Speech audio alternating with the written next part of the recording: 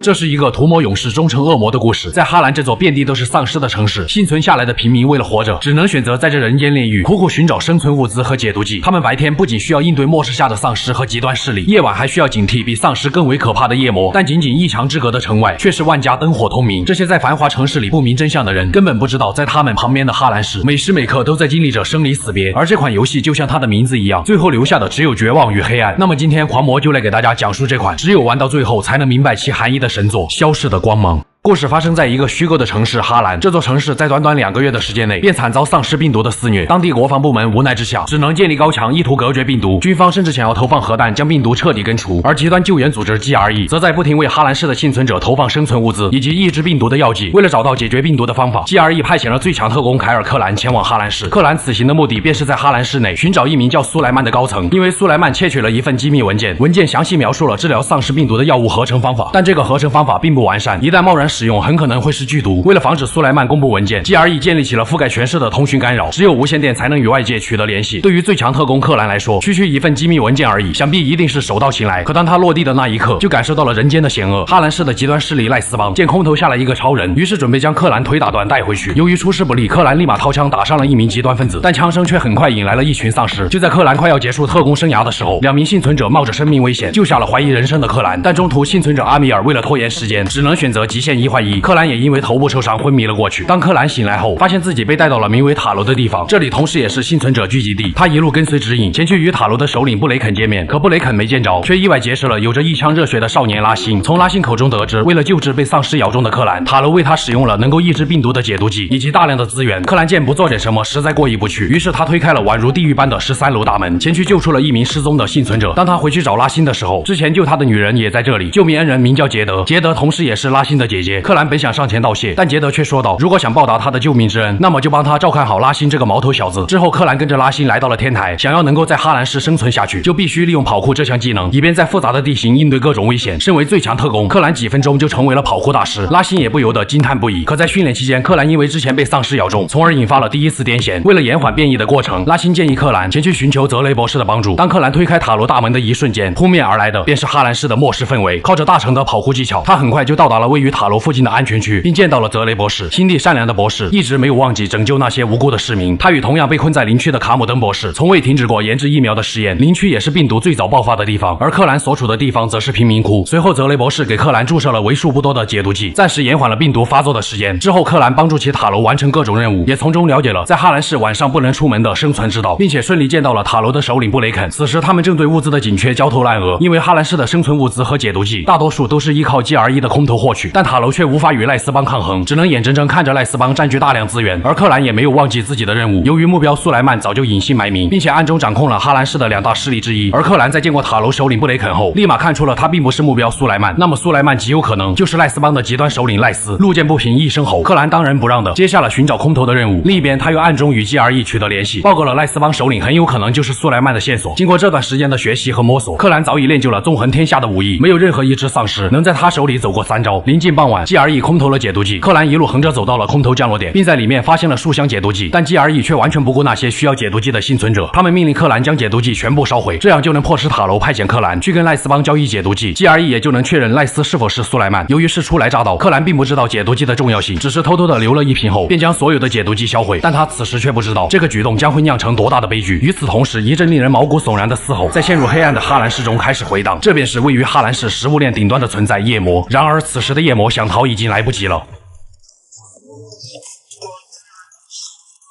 就这样，哈兰市拳王心满意足地回到了塔楼，因为克兰撒谎没有找到解毒剂。不出 GRE 所料，此时塔楼的人正准备派人前去赖斯邦购买解毒剂。克兰当即自告奋勇，表示自己可以前去跟赖斯邦交易。首领布雷肯、杰德与拉辛姐弟纷纷都对克兰竖起了大拇指，这让克兰心中一暖，但他也因此产生了强烈的负罪感。时间来到清晨，克兰的身影穿梭在丧尸横行的街道之上，没多久他便来到了赖斯邦的极端营地。赖斯邦的2把手见到克兰后，觉得很是眼熟，能不眼熟吗？克兰落地那天就是他迎接的。可眼前还不是算账的时候，恰好此时赖斯正在表演节目，还贴心的给手下留了一手。果不其然，赖斯就是 GRE 要找的苏莱曼。在他知道了克兰的意图后，表示可以给克兰2箱解毒剂，条件就是帮他做些事儿。克兰无奈之下只好答应。不得不说，赖斯的心狠手辣可见一斑。跟着乌鸦哥混，最多就是吃不饱饭，但跟着赖斯那可是随时可能没命。之后，克兰爬上天线塔，为赖斯帮修理好了无线电调节器。好在这个举动让整个哈兰市的幸存者都能更好的进行通讯，就连邻区的幸存者首领特洛伊也联系上克兰表示感谢。但随后的任务也让克兰不得不昧着良心前去为赖斯帮收取保护费。可当他做完这一切，赖斯却出尔反尔，只给了克兰5瓶解毒剂，甚至还想让克兰将曾救过他的杰德带过来参加供赖斯帮娱乐的竞技场。迫于赖斯手里有枪，克兰只能憋屈的离开。好人就该被人拿枪指着，克兰心中越想越气，于是他联系上了 GRE， 表示不想跟赖斯合作。但 GRE 的回复却是让克兰全力配合赖斯。从小到大还没受过这种委屈，他爹都没拿枪指过他。克兰默默的记下了这个仇，对 GRE 这个极端救援组织的看法也由此产生了动摇。当克兰将为数不多的解毒剂带回塔楼后，18楼因为缺乏药物导致感染爆发，整层楼的人都变成了丧尸。面对接二连三的坏消息，塔楼首领布雷肯陷入了无尽的绝望和自责。他在病毒爆发前只是一个跑酷教官而已，他也跟普通人一样，想着如何在哈兰市存够钱买一套属于自己的房子。但布雷肯的跑酷却教会了幸存者们如何生存。克兰在安慰了布雷肯一番后，本打算前往天台求助 GRE， 可他正好撞见了在天台喝得烂醉的拉辛。拉辛想要炸掉塔楼附近的夜魔巢穴，尽量为幸存者们提供安全保障，这样就能搜集到足够的解毒剂。经过这些日子的相处，拉辛与克兰早已成为亦师亦友的好搭档。克兰只能口头上答应帮他寻找炸药，随后他联系上了 GRE， 希望能够让 GRE 向塔楼空投解毒剂，但 GRE 却断然拒绝，因为他们派遣克兰是来寻找文件的，而不是扮演圣母。除非克兰选择帮助赖斯交出救过他的杰德，克兰可不会这么做。既然解毒剂没人给，那么他就自己去找。就在第二天，克兰前去和杰德会面，他们发现了一处赖斯帮的补给站，于是他们决定不动声色潜入这个位于学校的补给站。可他们来到内部后，却发现里面并不是解毒剂，而是塑胶炸药。杰德带上炸药先一步离开，克兰负责殿后。自从被人拿枪指着，克兰也学会了拿枪指人，毕竟还是这玩意儿好使。就在离开的途中，克兰发现了一只绿色的丧尸，幸好丧尸跑得快，才免受了皮肉之苦。不过这也勾起了克兰的好奇心，于是他前去找到了泽雷博士，并从泽雷口中知道了这种丧尸名为逃亡者。如果能够搞到一只新鲜的逃亡者，或许能够对泽雷的病毒疫苗研究有帮助。当然，这点小事还难不倒克兰。待深夜降临，克兰宛如一只极端丧尸，瞬间来到了逃亡者面前。逃亡者还没来得及逃亡，便成为了一份新鲜的样本。当泽雷博士对样本进行研究后，发现了这种样本极有可能研制出疫苗，可因为他的实验设备有限，只能把样本交给邻区的卡姆登博士才行。克兰想也没想，当即决定将数据和样本给卡姆登博士送过去。但这时拉辛却联系上了克兰，因为克兰之前给拉辛透露了炸药的事情。拉辛为了尽可能帮助塔罗的同伴，于是便瞒着姐姐和克兰擅自带上炸药前往了夜魔巢穴。这个举动导致拉辛陷入了危险之中。听到这个消息，克兰想也没想，迅速向着拉辛的所在赶去。当克兰再次见到拉辛的时候，他已经被丧尸咬中，但拉辛却谎称自己已经截肢，而炸弹也即将引爆。见情况危急，克兰也没多看，立即带上炸弹前往夜魔的巢穴，并赶在炸弹爆炸之前成功摧毁了巢穴。当克兰兴高采烈的再次回去找拉辛的时候，却见到了让他难以接受的一幕。You should have seen it. Oh, God. The whole damn building came down. Stop! Please! It's me! It's Crane! Jesus! What is it? Stop!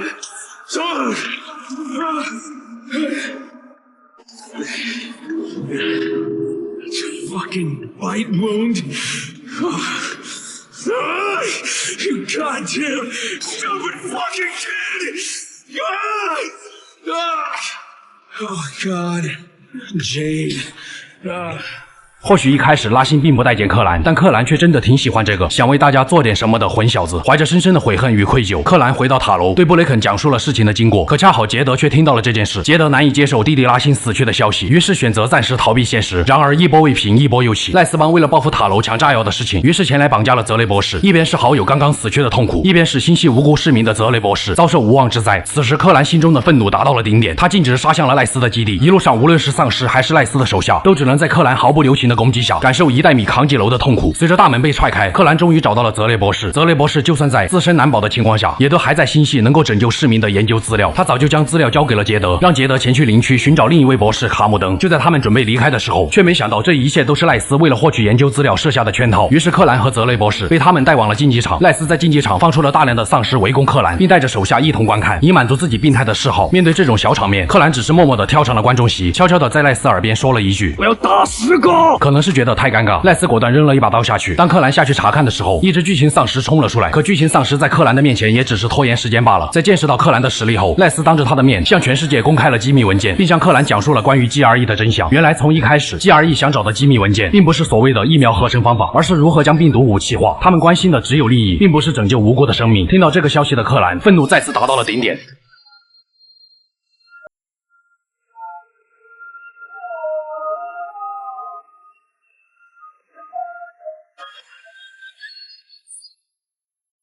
当克兰来到泽雷博士面前，他已经被匕首刺进了心脏。博士到死都还在想着哈兰市中那些无辜的人，而赖斯也是一个狠人，他用烧红的木棍灼烧伤口，以强行止血。想到死去的博士，克兰心中越想越气。可当他回去找赖斯的时候，这个罪大恶极之人却不见了踪影。克兰也因为没有解毒剂，从而陷入了昏迷。等克兰醒来后，布雷肯将他救了下来。此时赖斯的手下已经赶往林区，前去寻找杰德与卡姆登博士，并且因为赖斯公布了机密文件，无暇顾及其他的 GRE， 早已停止了空投物资的投放，幸存者的时间已然所剩无几。为了尽快帮助卡姆登博士研制出疫苗，克兰找了一群能够帮助他前往林区的人，但这些人竟然与赖斯合作，不讲武德偷袭克兰。对于克兰来说，纵横天下的武艺不是白学的。他很快便来到了哈兰市的旧城林区，作为最早爆发病毒的区域，这个地方无时无刻都在散发着死亡的气息。因为克兰之前修好了无线电，间接帮助了这里的幸存者，他们因此都对克兰充满了感激。而幸存者首领特洛伊也与杰德关系匪浅，在他的帮助下，克兰与杰德取得了联系。但杰德现在还未走出失去亲人的痛苦，再加上克兰说出了 GRE 雇佣他的经过，气得杰德直接挂断了电话。由于 GRE 这个极端救援组织的阴谋浮出水面，当地的国防部为了尽快将病毒事件平息，于是便以哈兰市没有生还者的理由，决定发射核弹将病毒彻底根除。为了向外界发送信息，特洛伊决定在高楼中安放炸弹，以人为的形式放出大火。既然有成功的机会，那么克兰必须得去试一试，毕竟建筑里的丧尸对于他来说根本不值一提。随着克兰安放好炸弹并将之引爆，整座大楼瞬间燃起了大火，但军方的战斗机却在下一刻再次对大楼进行了轰炸，只为掩盖哈兰市还有活人的真相。好在克兰的壮举让杰德对他的看法产生了改变，愿意再次与他见面。可当克兰来到见面地点后，却发现赖斯的手下已经先一步带走了杰德。克兰先是失去拉辛，如果一旦再失去杰德，他将会永远的活在痛苦之中。克兰用尽了一切办法，来到了赖斯邦藏身的博物馆。当他见到赖斯的时候，赖斯表示，既然克兰夺走了属于他的东西，那么他就会夺走属于克兰的东西。尽管克兰面对这些极端分子没有丝毫的留手，尽管前方无数拦路的丧尸被他硬生生杀出了一条血路，可最终天不遂人愿。当他找到杰德那一刻，这个曾经救过他的挚友已经被丧尸咬伤，而克兰也因为迟迟没有注射解毒剂，导致病毒即将发作。赖斯似乎非常享受眼前这一刻，他将克兰之前偷偷拿走的那一份解毒剂给他们丢了过来，让克兰做出选择。一瞬间，克兰的意识被拉进了精神世界，在这里他经历过的一幕幕不断浮现。杰德也在安慰着克兰，他们唯一能做的就是完成一些事情，把有限的生命变得有价值。所以杰德也会像拉辛一样，如果能够牺牲自己挽救哈兰市的所有人，那么他将毫不犹豫地选择慷慨赴义。而这一刻，克兰感受到了自己的无能为力，也意识到了自己将要背负的责任。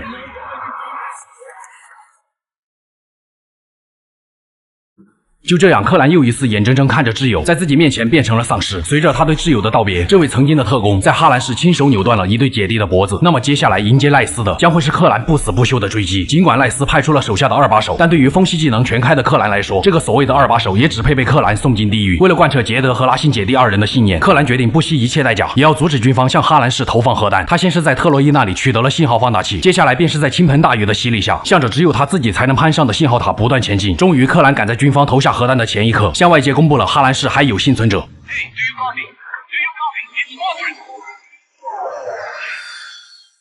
与此同时 ，GRE 再次联系上了克兰，他们可以派遣直升机让克兰安全撤离，而代价就是泽雷医生的研究成果。克兰早已对 GRE 深恶痛绝，他没有丝毫犹豫，将之前从二把手那里拿走的研究样本送到了卡姆登博士的面前。但只有研究样本还远远不够，必须从赖斯的手里拿回他从杰德手里夺走的泽雷博士的研究数据，才能真正研发出对抗病毒的疫苗。而赖斯似乎也想做个了断，他用手里泽雷博士的研究数据与 GRE 达成了交易，很快便会有直升机将他从赖斯邦的基地接走。不管赖斯到底是不是个疯子，克兰绝对不会让赖斯活着离开哈兰市。为了前往赖斯邦基地，他来到了一处下水道，这里显然是夜魔的巢穴。克兰那纵横天下的武艺也终于有了用武之地。夜魔一旦跑得慢了点，后果可谓是不堪设想。就这样，克兰在丧尸的阻拦下，一路追着夜魔来到了出口。在克兰恋恋不舍的目光下，夜魔终于送走了这位活阎王。当然，赖斯可并不知道下水道发生的事情。克兰立即向着前方的高楼不断攀爬，就算起重机在他面前倒塌，也只是让克兰摔了一跤，根本不足挂齿。在一阵大风的吹拂下，克兰瞬间回到了大楼之上，并在大楼顶端找到了他恨之入骨的赖斯。赖斯还妄图用实验数据迷惑克兰，但在完全摊牌的克兰面前，他的小把戏已经没有了用武之地。最终，克兰将赖斯送进他肩膀的匕首以9成新的标准还进了赖斯的咽喉之中。克兰也成功取回了泽雷博士的研究数据，并且拒绝了 GRE 的营救。他将会以凡人之躯留在哈兰市，帮助卡姆登博士研发出疫苗，让那些无辜的幸存者获得生的希望。然而，想要得到这一丝的希望，却并非那么简单。卡姆登博士研制疫苗需要时间，但失去了 GRE 投放的解毒剂，导致塔罗的幸存者已然没有足够的时间撑下去了。恰好没过多久，塔罗的人带回了一个重伤的幸存者，并从其口中知道了在哈兰市郊外某处地方的人不但掌握了免疫病毒的方法，甚至还能够驯化丧尸。通过幸存者手中的地图，克兰果然找到了一处位于郊外的广袤平原，这里的田野同样充斥着大量的丧尸。克兰应付这些丧尸早已驾轻就熟，他很快便来到了一处村落。这里的村民对外乡人似乎并不愿意透露任何事情，村长更是直接开始赶人。所幸的是，一名来自城内的商贩卡恩表示愿意透露一些线索。原来这里的村民信奉着一个叫圣母的女人，村民靠着信仰愣是没有人变成丧尸。而商贩卡恩则表示，克兰想要更多的情报，就需要帮他找到交通工具，并成为他的专职司机。没有更好的办法，克兰来到了一处有车的农场，顺带将这里的匪徒全部绳之以法。开着借来的车，克兰回到了之前的村庄，但商贩卡恩却已经被村民赶走，取而代之的是村长的女儿。村长女儿给克兰指了一条明路，只要帮助村子从匪徒手里夺回自来水厂，那么村民就会接纳克兰。恍然大悟的克兰立马驱车来到了自来水厂。这里的匪徒非常的讲道理，9斤15换7斤半的水。克兰觉得这个价格非常合理，并且表示他不吃牛肉。于是这里的匪徒有一个算一个，都走得很安详。在解决了村庄的供水问题后，村长也不再那么排斥克兰这个外乡人，说出了关于免疫病毒的秘密。他们确实通过信奉圣母才获得了免疫的能力。如果克兰想要与圣母谈话，那么就必须成为无名人士，而成为无名人士的条件就是多做一些为村民通马桶这样的好人好事。为了能够尽快从圣母那里搞到免疫病毒的方法，从而让塔罗的幸存者们活下去，克兰瞬间化身成了哈兰祖国人。先是帮助村庄重新恢复了供电，又不断在郊外建立安全区。听说附近有不少夜魔巢穴，克兰想也没想便立即行动。当克兰进入巢穴的那一刻，也就代表着没有一只夜魔能够逃离他的魔爪。就这样，一夜之间，整个郊外的夜魔连同他们的巢穴被一个外乡人灭了满门。就这样，村民们彻底接纳了克兰，他以门徒的身份前去参加了圣母举行的神圣仪式。村民们正在祭坛虔诚的祈祷，台上的丧尸也并没有攻击他们，就连被村民赶走的卡恩也在顶礼膜拜。随着无名人士将蓝色烟雾散布出来，哈兰在吸入烟雾的一瞬间变得极为恍惚，就算靠近丧尸也不会被攻击。看来所谓的免疫病毒一定和这种蓝色烟雾有关。当仪式结束后，无名人士告诉了克兰，这种蓝色烟雾名为灵药，但灵药就像 GRE 空投的解毒剂一样，只有暂时延缓病毒的作用，而灵药的数量也是有限制的，所以这些无名人士一直都在寻找。但最近他们发现有3个无名人士莫名失踪，如果哈兰愿意接受这个任务，那么圣母将会赐予他灵药以及使用灵药的方法。为了尽快帮助塔楼解决困境，克兰毫不犹豫便向着不远处的山洞赶去。在那里，他发现了2具无名人士的尸体，甚至还有赖斯邦的极端余孽。看来最后一个无名人士一定是被赖斯邦带走了。眼下没有更多的线索，克兰只能在教派的指派下前去帮助一名叫阿提拉的民俗学家。为了帮助阿提拉更好的研究太阳神预言，克兰前去调查了3座远古巨石，并前往了位于郊外最高的山。在山顶的太阳神庙发现了一个红色的面具，在将面具带回后，阿提拉说出了一则圣母非常关心的预言，大致意思就是当瘟疫肆虐大地，当人类沦为野兽，一个失败的man将获得来自上天的指示，并通过献祭自己，从而获得光明的洗礼。可当克兰再次回到阿提拉家中时，他却只发现了一封阿提拉留给自己的信，以及戴上面具献祭了自己的阿提拉。原来阿提拉早已身患癌症，他错把预言理解成了自尽，导致自己付出了生命的代价。另一边，教派也发现了被绑架的无名人士线索，克兰立即来到了被大量赖斯邦占领的谷仓。果不其然，他很快便找到了奄奄一息的无名人士。可无名人士只是用尽最后一丝力气，说出了灯塔2个字，想必灵药也被赖斯邦的人抢走。好在无名人士并没有说出灵药的使用方法，没有丝毫停留。克兰立即赶到了灯塔，可当他来到灯塔上方的时候，却发现了试图偷袭自己的卡恩。原来卡恩正是赖斯邦余孽的首领，他们同样是为了获得免疫病毒的能力。在抢夺灵药后，由于并不知道使用方法，他们从无名人士口中逼问出了圣母的位置。此时灯塔下方的赖斯邦也发现了克兰，他们早已被这个杀神吓到了神志不清，连自己的老大也不管了，直接选择火力覆盖。这点高度克兰自然不慌，但卡恩可就惨了，只能憋屈的死在了自己人的手里。为了尽快前去营救圣母，克兰拿上灵药，向着圣母所在的大坝赶去。当克兰进入大坝的内部后，这里已经只剩下了无名人士和赖斯邦留下的一片狼藉。而圣母也对克兰说起了自己的过去。原来圣母本是一名陆军上校的妻子，在病毒爆发的时候，夫妻2人不幸被丧尸咬中，丈夫因为丧尸过重不幸身亡，但他临死前却给了圣母一个香烟盒，在里面圣母分别发现了一份地图、钥匙和密码。跟随地图的指引，圣母来到了这个大坝，靠着密码打开了这里的集装箱，并发现里面有着许多灵药。由于当时圣母即将变异，她也顾不得是解药还是毒药，只能一口将之喝了下去。从那一刻开始，圣母就变成了一只夜魔。也就是说，吸入灵药虽然能够延缓病毒发作，但变成夜魔也是迟早的事。可一旦喝下灵药，就会让人在短时间内变成圣母如今这副人不人鬼不鬼的模样。在白天，圣母拥有自我意识，可到了夜晚，就只能被本能所支配。无法克服本能的圣母，甚至将自己的孩子都撕成了碎片。所以她暗自发誓，一定要成为那个拯救信徒于水火的圣母。而之前那一则太阳神的预言，则让圣母觉得克兰就是她一直在等待的人。当初军方在这里不仅留下了灵药，也留下了一枚核弹。如果克兰选择启动核弹，那么阿提拉死前留下的信中便记载了启动核弹的正确密码，而整个哈兰市将会彻底灰飞烟灭。可对于克兰来说，他要是这样做，就真的辜负了拉辛和杰德。哈兰市和塔楼的幸存者还有希望，只要他能够带上灵药回到塔楼，后，就可以撑到博士研制出疫苗的那一天。见克兰不识好歹，圣母直接将灵药全部灌进了他的嘴里，并开始与克兰战斗了起来。可论打拳，放眼整个哈兰市，没有一个人是克兰的对手。再加上喝了灵药，有了神奇的力量，克兰的每一拳下去都足以让圣母粉碎性骨折。就这样，圣母倒下了。克兰立马带上解药，想要赶回去，但灵药也开始在他体内发生作用。当他强撑着意识回到市区的时候，眼前已是即将落下的太阳。克兰从惶恐的母子眼中发现了自己变异的身体。这一刻，他终于明白了，所谓的解药根本不存在，屠魔勇士终将成为恶魔，留给克兰的只有什么也拯救不了的无奈。随着太阳的落下，整个哈兰市只剩下了克兰那满怀不甘且撕心裂肺的叫喊。